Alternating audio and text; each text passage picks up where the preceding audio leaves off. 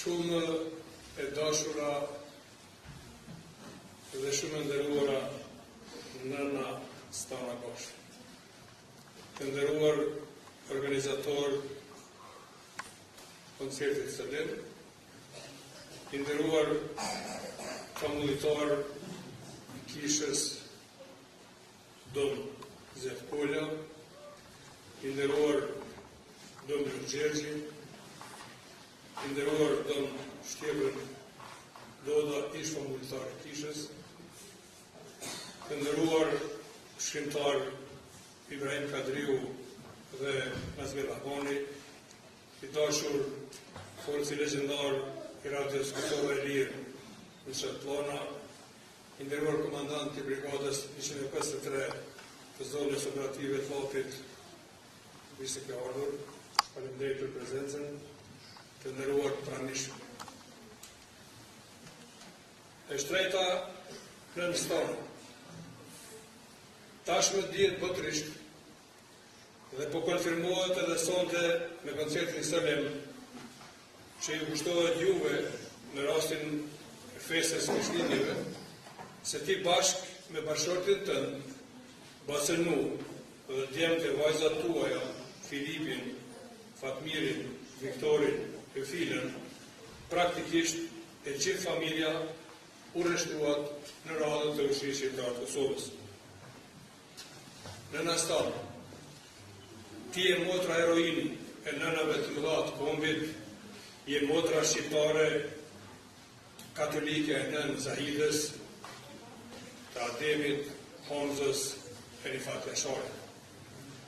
Nëna Stana, ti je motra e gjallë e nën rrugës të Lohanit, Shkelzenit, Enverit, Ramushit e Daud Haradinait.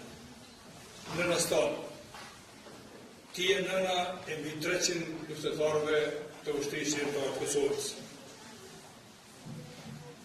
Nëna Stana, e kemi thënë edhe herë të tjera, e përsërisim edhe këtu, në kishën tënde, se ti je nën Tereza e Ushtrisë Shqiptare të Kosovës. I gjithë njerëzimi e din se nën Tereza i kishte shndruar Kalkutën në Indinë e Largët në shtëpinë e saj. Por edhe i gjithë kombi ynë duhet dhe patjetër do ta di se ti nën Stana me tërë familjen tënde e kishe shndruar shtëpinë tënde në shtëpi bazë të Ushtrisë Shqiptare të Kosovës.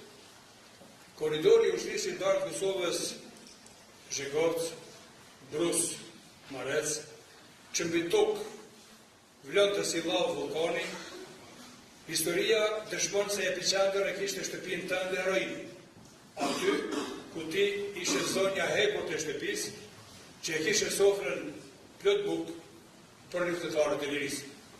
Të nderuar pranishëm, bashkëshorti e djemtë e nën Stanës, në historinë e popullit shqiptar të atdheut të kombit tonë, e kanë bërë të famshëm Peshterin e Brusit, sepse këtu kanë ardhur dhe kanë parakaluar për në fronte e betejat të luftës së Ushtrisë Shqiptare të Kosovës me qindra luftetarë, dalëzotës të atdheut.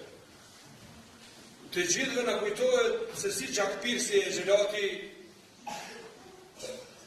Milošević, që shkaktoi gjenocid mbi popullin shqiptar, i cili bënte propagandë anti-shqiptare, kinse në Kosovë bëj luftë në baza fetare nga fundamentalist islamik.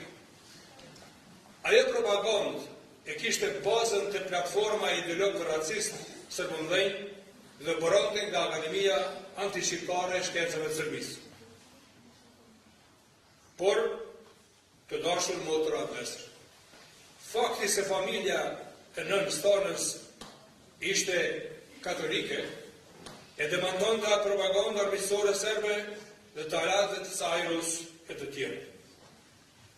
Për fund, e themi fuqishëm se Ushtria Shqiptare e Kosovës ishte akti madhor dhe projekti fitimtar i përmbylljes me sukses të përpjekjeve shekullore të Kosovës kundër Serbisë kushtuse, por edhe kundër tradhtarëve, kurse nëna stan, bashkë me shumë nëna të mëdha, është nën e thjesht shqiptare, nën heroin e kombit shqiptar.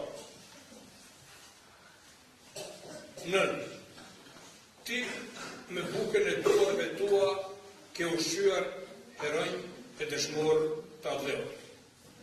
Nën, buka e duarve tua ka ushqyer ushtar e komandant Lavdin Lej. Jetë të gjatë në nastar. Emri i bashkëshortit tënd dhe i djemve e vajzave tua, që u rreshtuat në radhë dhe Ushtrisë Shqiptare të Kosovës, dhe të jeni të pavdekshëm. Të jemi mirënjohës për gjithmonë në nastar. Urime Krishtlindjet nën stanën ty dhe të gjithë motrave e vëllezërve katolik shqiptar kudo që janë.